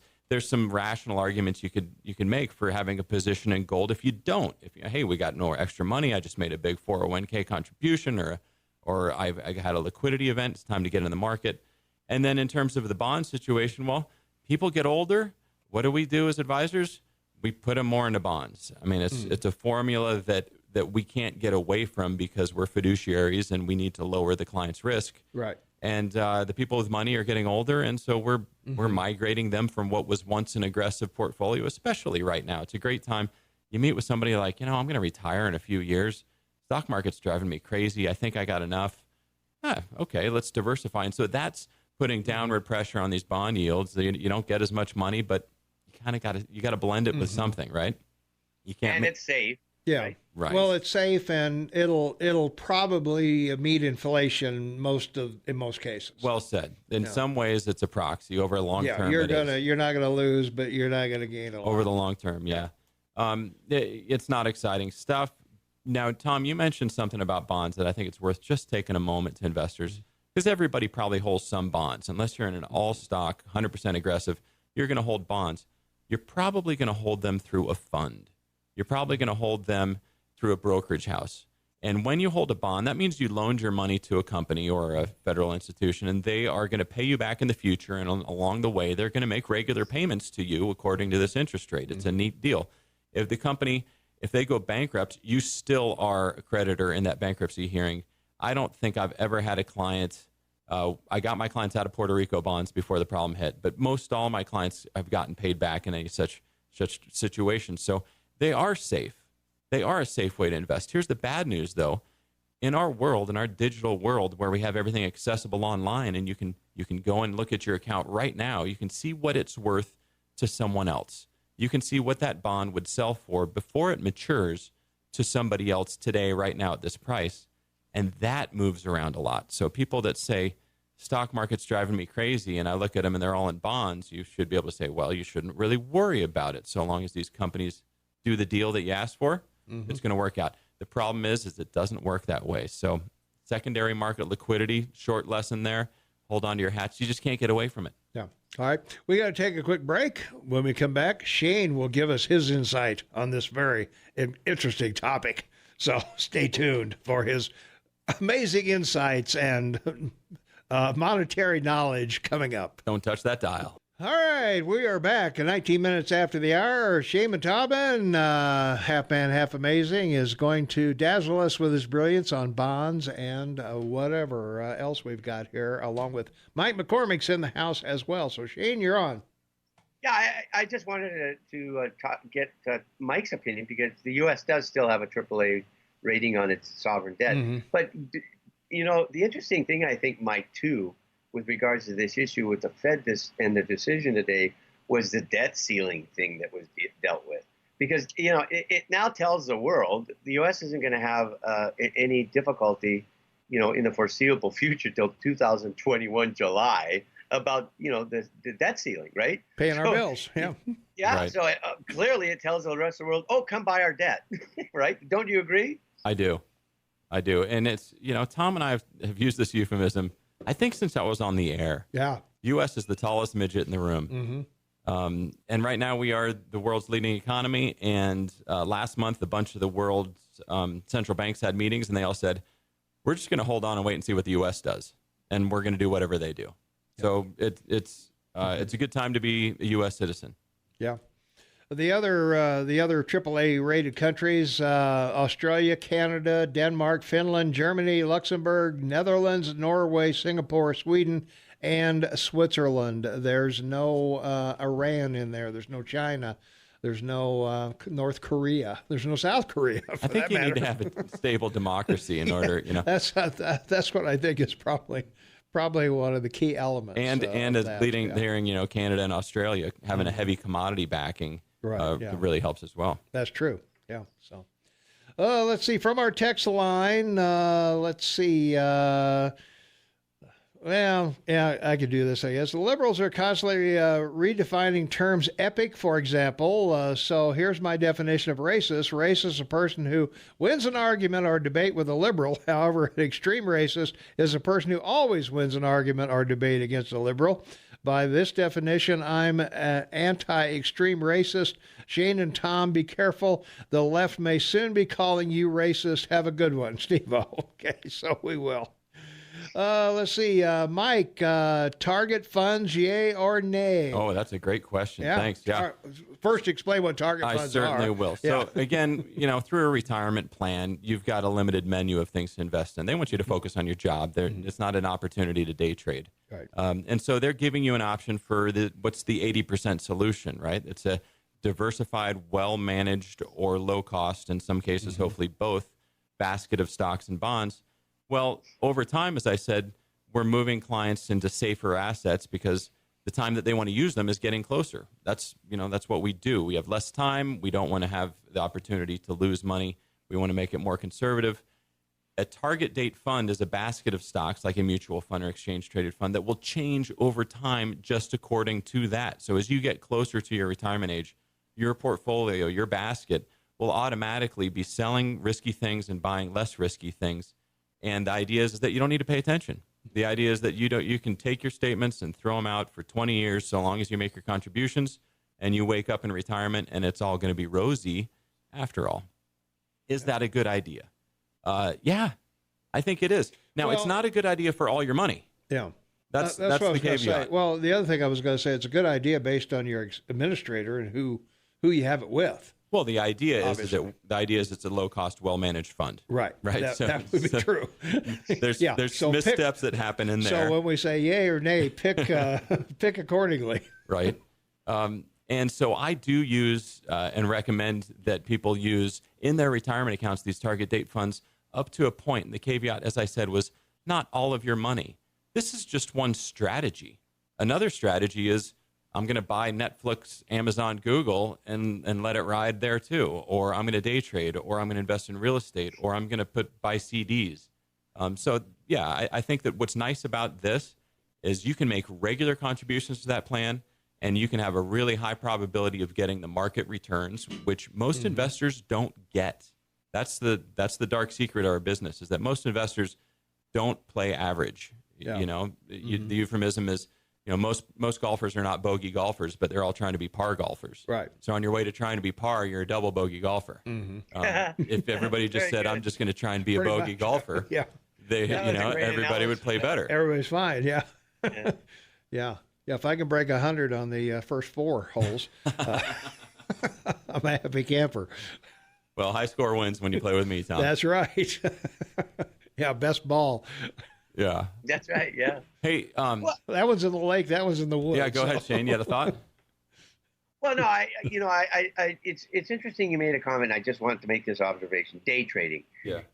There was a huge cycle about this 20 years ago between 97 and 2000, 2001, when day traders were almost 60% of the market. Yeah. And when the dot-com issue came along, the big traders took them down because it's a good story to talk about one day, Mike. We should talk about it. But the point is that, with the platforms that, like you have pointed out, that exist on because of the internet and the low cost, making your own decisions is based upon making sure you maintain a trend of knowledge and follow things. And as you know, the bottom line to being good at the job that you do, which you do very well, is you have to daily keep track of so many things and watch them, but you watch them daily so you get to notice the trends. You naturally get to notice and understand the market. Well, some days I notice more than others, right? Right. Some days I know. Today I noticed that our data is not secure online. Well, not a Capital One anyway. Have you guys talked about that this morning? We haven't talked too much about it. We talked a little bit about it the other day, but it's. I think everybody knows about it.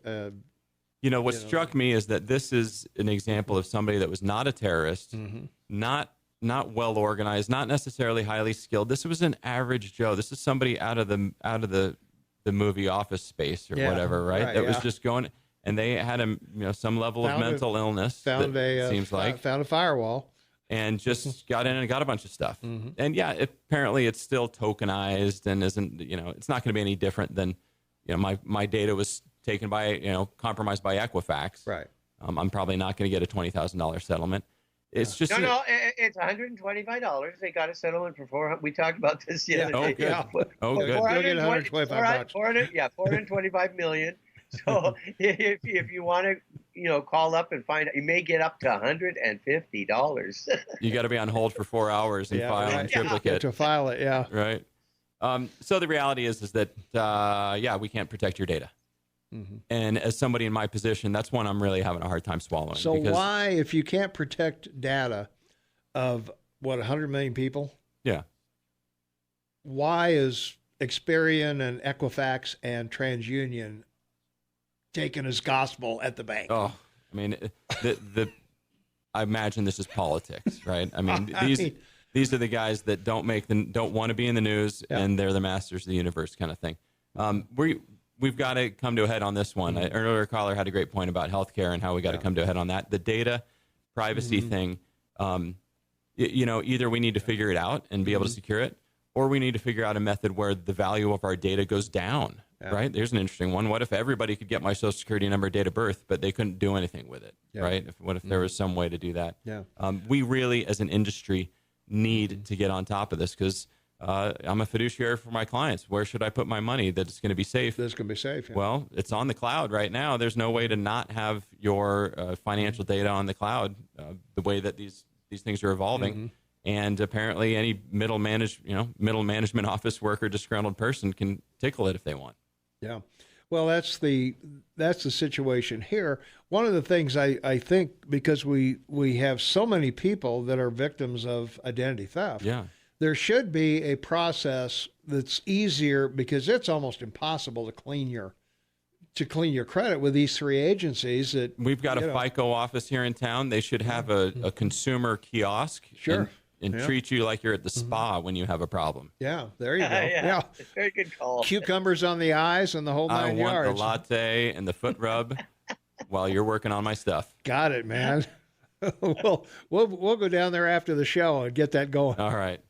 All right. We'll be right back. More with Mike McCormick coming up after this, so stay tuned. And Shane and I'll be back as well, so we'll be talking more about markets and all that stuff. So stay tuned. 25 minutes for the top of the hour. It's Wednesday, July 31st, 2019. 70 degrees outside. We're looking for a high in the high 80s, Michael. Giddy up. Mike McCormick, McCormick Investment Advisors is here, and we have a text for Mike.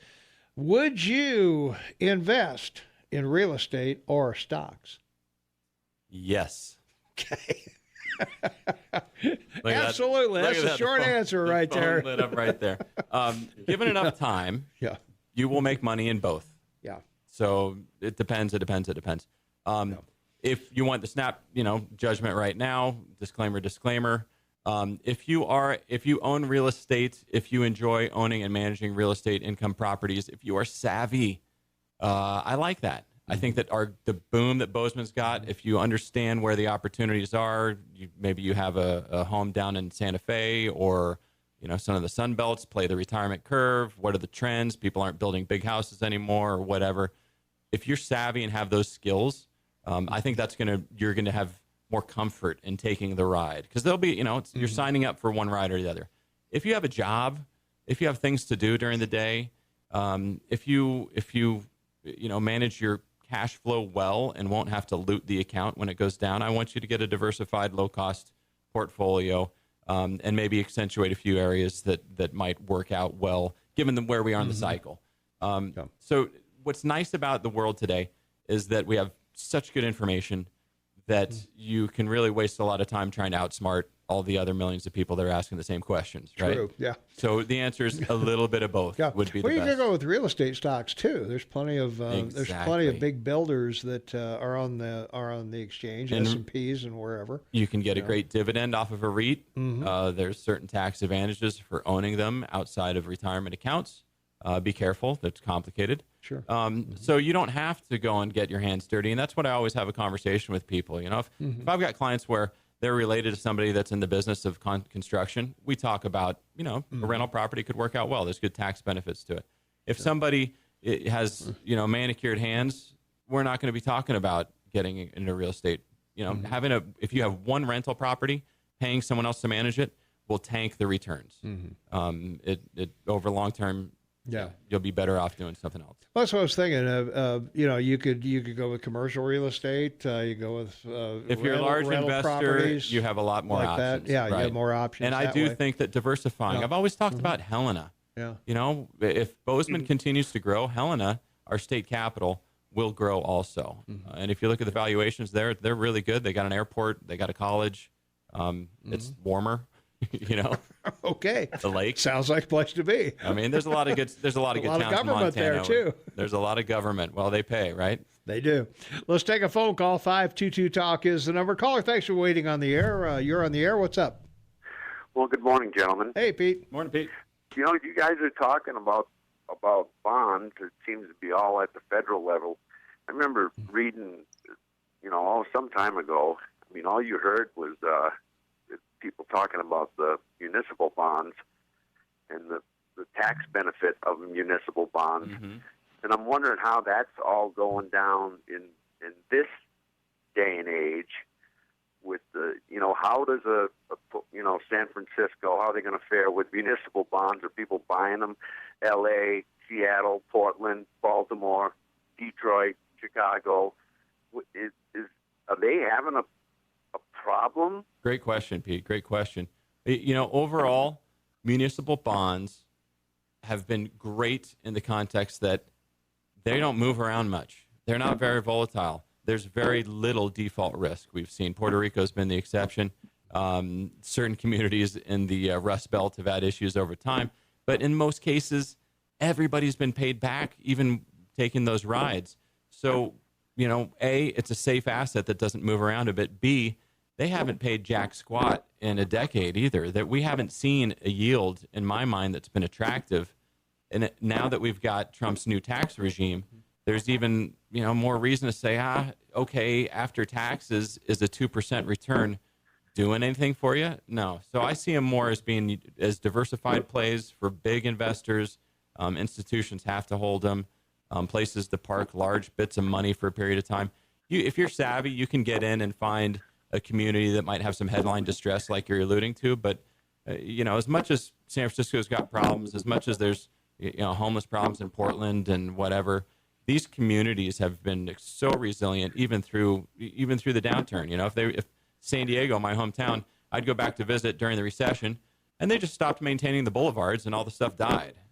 Now they're back and rolling again. The boulevards are getting maintained. I mean, there was no cataclysm that happened from their budgetary concerns, and they had big ones. They had corruption and the whole thing. So municipal bonds are safe, but they're boring, and you can't afford to pay a fee to somebody to get you any municipal bonds and make any money. So that's also a tricky one. Yeah. I guess to get a little deeper into my question is, do you think that they're having problems in the cities I mentioned getting invested? Why wouldn't you go to a safer place and not these cities that are seeming to have some serious problems? Well, and so let's take one of our bond issues that's coming out. If we have a Law and Justice Center bond, and we did have a high school bond, the price that they come out with is auction determined for the large part. And then they trade on the secondary market according to an auction. So the supply and demand ultimately will rule. And so we can look up and see what a San Francisco bond's trading for. Is it having to pay a lot more in interest to get investors? if it does, the people that purchased it originally might lose a bit of money, but it's a well-functioning market in the gist right now is what I'm seeing. And so I don't want to cause any alarm. And, some place like San Francisco, you've got tons of people paying millions of dollars in taxes. Yeah. There's a lot of room for error on that. Yeah. So. Okay. Well, thank you. All right. Hey, thanks for Have the a call. good day, guys. All right. Take it easy. And one thing that's important, because Mike's in the house and he's good at what he does, is for everyone to realize real estate and stocks have one thing in common: intrinsic value. If you want to get out of a market, you can get out a lot quicker because of intrinsic value than you can stock. I mean real estate. If the market turns on real estate, boy, it's really hard to get out. But that's true, Shane. If the market turns on stock, you can get out much quicker, right, Mike? And that's why, I was putting my fiduciary hat and pumping Bozeman real estate here. But if you're investing in real estate, you better be strong cash flow wise, because selling at the bottom, it doesn't make you any money at all. No. If you want to know more about it. Well, also too, interest rates, talk to anybody. All of those things, are going to play into this. And that's where the stock market fits. So you're not going to get rich investing in stocks, but you're going to have liquidity, and you're going to have transparency, and you're going to have confidence. And so it just plays a part in everybody's lives. And if you don't do anything, it goes up over time. That's kind of beautiful. Yeah. Let's see if we can get one more question in for you, Mike. Have we got one? Caller, you on the air. What's going on? Hey, good morning, gentlemen. Hey, good morning, man, with the three first names. This is Steve-O. What's up? This is Steve-O. My question for you this morning, gentlemen, is I'm looking at the wisdom of rolling over my 401k into another IRA vehicle. And the main things I'm looking at, of course, is the expense and fees of the plan I'm currently under. And then, of course, the performance of the underlying mutual funds, in that. And then also I have the option of annuitizing it. But I'm looking at the plethora of IRA options out there. And since those are the three main categories that I'm focusing on to finalize my decision, I wanted to pick you guys' brain and just see, is there something else maybe that I should be looking at in addition to those things? One of the things I'd look at is a Roth if you're over 50, you can put in $6,000. Sure, he's talking about you and your. Sounds like your spouse. You're in retirement and you've got a 401k from where you used to work. Is that correct? Yes, sir. Yes, sir. So you've done a lot of good research. You've got a good transparency to the offerings. One of the advantages of rolling it over is I'm hearing implied is that you'll be working with a personal financial advisor, and so the value that person can bring is an individual thing. And so I would do a good job of shopping and decide if that's worth paying for, because that's sort of a new add to your financial team, right? That'd be a new service that you're getting, and so it would have a new cost. So focusing on low-cost investing is key, but there's a value there, right? Absolutely. And so one option would be to just roll over part of the assets to an advisor and say, hey, is this sufficient for us to do our thing? And if things go well, there's more that could come your way. Be very transparent. Don't play games. Be clear on communications with them. Another option, and then lastly, the annuity concept. They don't make a lot of money, and it's a very personal thing that you want that security for lifetime income. I would delay that decision until you've addressed the first one. Are you going to use a financial advisor? Do they have the same values with you? Try it out. If you want to do it yourself, this day and age, you can leave your money in the 401k if it's over $5,000. They're happy to have it. You don't need to do anything. Right, I realize. So that. It's really just a good question to say, what's the value of having a person to help me out? If you do go the annuity route, that's a one-time transaction. You don't really get ongoing service necessarily out of that. So it's a bigger conversation, but you're in the boat of millions of Americans right now that are retiring saying, okay, there's a lot of marketing about why I should roll this out. Let me try and understand what the pros and cons are. And in the end, I think it's really just trying to frame it as, do I want to have somebody I can visit with that understands me on a periodic basis about my money? And what's that worth to me? Well, I like your response there, Mike, because that's what I was thinking is maybe just do a partial, because then I'm more diversified among, the funds I have available to me, and also the expenses and fees, because there are a lot of, employee participation is a fairly large firm that I'm referring to. So the expenses are relatively low. Yeah, you've got a good deal where you are. Mm-hmm. But be honest with your advisor. They need to make a buck too, and you want them to be incentivized to listen and do a good job for you also. Well, the reason, one of the reasons I like putting part of it into the Roth is that when you take it out of the 401k, you're going to pay taxes on it. Where if you have it in the Roth, you're not going to pay. You're going to pay taxes on any of it, not even the interest. And Tom's right. You could roll out some into a Roth and pay a lump sum in taxes right now. I think you could put 6 in for if you're over 50. You could put 6 in for the wife, 6 in for you, and you got $12,000 in there. Yep. And if it earns 5% or 6% over the time, and it all comes out tax free.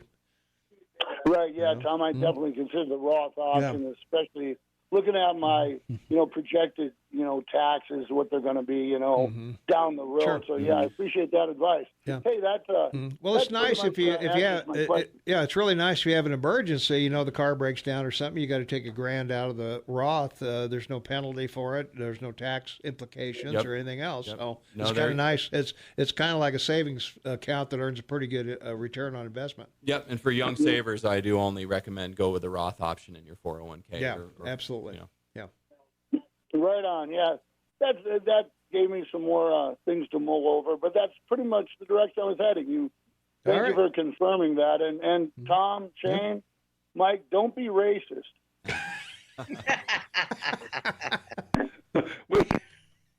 I don't know why everybody's down on racing. I love racing. I'm racing the Ridge Run coming up. That's right. Hey. Why is everybody giving me a hard time for it? Yeah, I love all the racists over at NASCAR. I put a bib on, I get a time and a T-shirt. Doesn't make me a bad person. There you go. Mike's got to run, so thanks for being here. Hey, tons of fun. You guys are awesome. Hey, Shane, congratulations to you and Tom for bringing such a big crowd in last Friday. That is really that was pretty cool. And of course, there's millions of people that wanted to be there and couldn't. But I hope you guys do that again. Oh well, we may make it a yearly event. We'll have to see. All right. Thanks, Mike. You got it. Have a great week. All right. We got to take a break here, and we'll better not turn myself down. We'll be right back with more stuff right after these important words and the Rush update. So we'll be right back. 6 minutes before the top of the hour. It's Wednesday, July 31st, 2019, 71 degrees outside. Jay Mattalman on the line with me from Vancouver, British Columbia. Half man, half amazing. From our app chat line, you can get the app chat at AM 1450 KMMS on your smartphone. It's right next to the listen button. Just hit that and you can chat with us directly from your smartphone and never miss anything. You don't have to do a dial thing with the text line and all that. From our app chat line, Obama really made the division in this country. We were talking about the division between races and whatever earlier. Let's see, from our text line, 478-8298, the new racists are the pigmented ones who, when put on the spot by a whitey, automatically point to the fact they have brown skin and therefore are being harassed because of that. It's called transference. Ben Carson, we were talking about Ben Carson earlier. We were talking about Baltimore, and that I was saying that one of the things Trump did was go after Baltimore with Elijah Cummings of the Oversight Committee of the House, and that gave Ben Carson the opportunity to go on all the news broadcasts and say, "Hey, we're doing opportunity zones in Baltimore, and we have opportunity zones here. In fact, if you drive down the backside of Rose Hours, you'll see a big sign there, opportunity zone. There you go. And what the opportunity zone means is that Trump has set up a situation where people are encouraged to build and bring businesses to areas that there's an opportunity for them, and to get rid of some of the blighted areas and bring businesses in, and they get a break on their loans and other things so that they can open businesses in some of these bad areas. And anyway, Ben Carson improved his office furniture. No, he didn't. But what's he done to improve Baltimore? Well, we just talked about it. Trump bashes Baltimore, but what has he done to help it?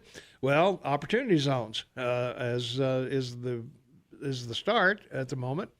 But as far as Carson and his furniture goes, he didn't. There was a story he spent $13,000 or something like that, and which he didn't do, of course. And he spent about $3,500, and most of the stuff he bought was used furniture that was kept by he and his wife and brought to the office, and they had some drapes and things like that were additionally drapes that had previously hung in his office were brought back, and blinds were put on the windows. The total redecoration cost was less than $3,500. And that's usually considered the norm, because when people move into these offices, normally they do some kind of decoration to fit themselves. So, the order of a 31,000 dining set was canceled. So, there you go. Let's take a phone call. Yeah, go ahead, Shane. I was just going to say, every president takes the carpeting out of the White House for their museum. So a new president comes in and puts in new carpeting in the Oval Office, and they spend well over $100,000 to do it. So, here we go. We are. Your tax dollars at work. That's right. So let's take a quick phone call before we got to get out of here. Caller, you are on the Morning Soapbox with Tom and Shane. What's up? This is Joel. Hey, the other day, Trump pointed out that $800 million had been given to some part of that Baltimore area. And there's accounting for it. They don't know what happened to it. Well, it's in Elijah Cummings' closet in his house office there. Yeah, that's all. All right. Thanks for the call. All right, appreciate it. Yeah. Well, I don't know. We've covered the gamut today. We've got another debate coming up tonight, and let's see the folks that are going to be there tonight. Obviously, Bernie's going to be there, of course. And let's see, let me pull up the lineup here, and I'll give you a quick. We've got, let's see, tonight we got Joe Biden, of course. We got Kamala Harris. We got Kirsten Gillibrand. We've got Tulsi Gabbard, Michael Bennett, Bill de Blasio, Jay Inslee, Cory Booker, Andrew Yang, and Julian Castro. You don't need to remember any of those names other than maybe Joe Biden, because all the rest of them are going to be gone. So, well, Harris might hang around, but pretty much everybody else. Unfortunately, Tulsi Gabbard will be gone too. She's suing Google for not putting her tweets or information up, I guess, on Google. So we'll see how that turns out. But she's the only one I can look at for 4 years. So yeah, there you go. She is easy on the eyes, but there you go. Need a Trump zone for many businesses, hair salons, restaurants, etc. So from our text line. So, all right, say goodbye, Shane. Bye, Mayor. Look forward to tomorrow, and everyone be happy, be safe. All right, no guests tomorrow. Open lines with Shane and myself. So by all means, tune in and give us your thoughts on whatever there is to talk about. I'm sure the debate will be another hot topic of tomorrow, whatever is said tonight. So we'll see who goes after who and how and whatever. So we'll see everybody bright and early tomorrow morning at 6 a.m.